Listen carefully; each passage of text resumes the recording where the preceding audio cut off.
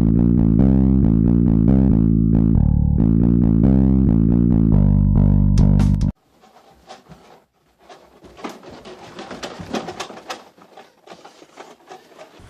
everybody, Joe here. I'm back again with another edition of the Top 5. And this time around, I'm going to be looking at my top 5 games for the good old Atari 2600, or VCS if you prefer. The 2600 was the model number for the VCS, which is what they called it back in the day, the video computer system. Great old system. This one's been around as long as I can remember. My dad purchased it back in the day, actually to replace his Telstar, which broke. And here we have it, good old 2600. This model is referred to as the 4-switch Woody. 4-switch denote the 4 switches on the face, Woody for the wood paneling. Later 4-switch models had black paneling and black trim. They're nicknamed the Darth Vader. Earlier models had 6 switches on the top. The first American ones had a heavier plastic base. That's why they're called heavy sixers. The first Asian models were a lighter plastic still with the 6 switches. That's why they were called the light 6.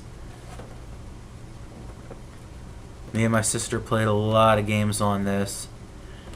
I have more now than I ever did when I was real little, and still one of my absolute favorite systems. You may recall it took the number 3 spot on my top 5 consoles list.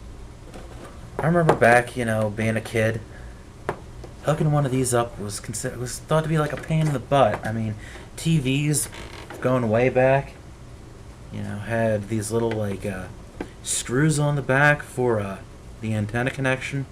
So you needed to hook up these little Y-shaped jobs onto the back of your TV, then plug this, into the cable on the hard wire on the 2600. And then when TVs started having coaxial cable for the antenna, you needed one of these things to connect your 2600. Thankfully nowadays nothing really uses the coaxial cable. I mean, your cable box, at least mine hook right, for HDMI cables. So you've got that empty coaxial cable right on the back of your TV. What are you going to do with it? Play some Atari. That's what you're going to do with it. Sell these things now. This is a great idea. Take this, plug it right into that cable, and you're good to go. No RF switch.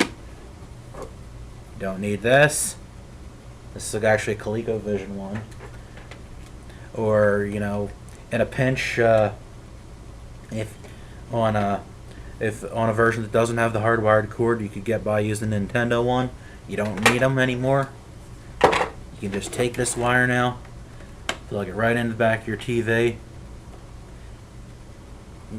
Get playing some Atari. Gotta sit on the floor to play Atari, because that's how you did it when you were a little kid. It's the only way to do it right. Besides, you need the system right in front of you, and the cord on the Atari joysticks is only about 3 foot long. Nothing's more old school than having to switch to channel 3 on your television. Stampede by Activision. Purely on nostalgia. It's an oddball little game where you have to rope cattle, and more than that, playing it as a grown-up, it's just, really seems kind of silly, but I used to play the hell out of this as a little kid, and for the life of me, I can't tell you why anymore. So just on nostalgia value, number 5. One thing about Atari games growing up, I always it's like playing them was always like going to an arcade, played one until you were done and then go on to the next. Asteroids. Good old Asteroids.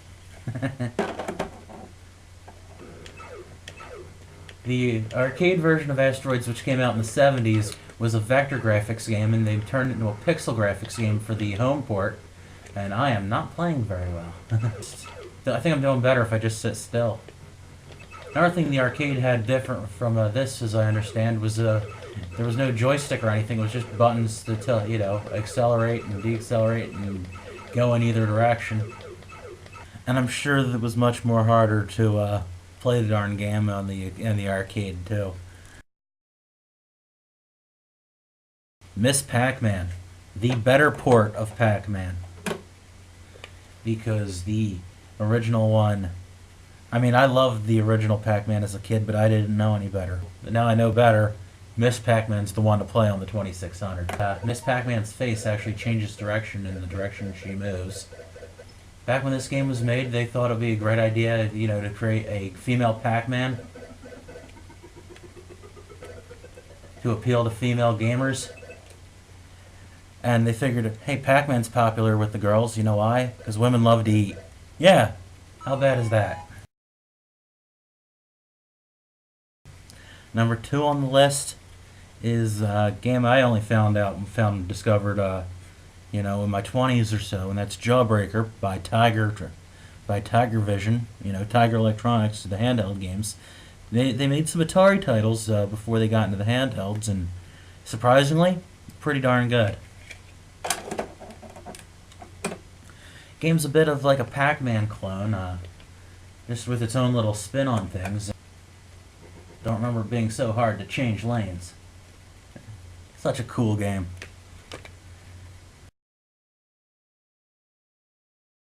And last but not least, number 1 on the list is Stargate. Stargate is the sequel to Defender. And hey, it's got a title screen. That's pretty awesome. This was made very late into the Atari 2600's lifespan, and it shows. That's another thing about this game, is that the enemies come right at you. They do not screw around. And now I'm dead. There you have it. Nice quick top 5. And now, if you'll excuse me, I got some Atari to play. Oh yeah.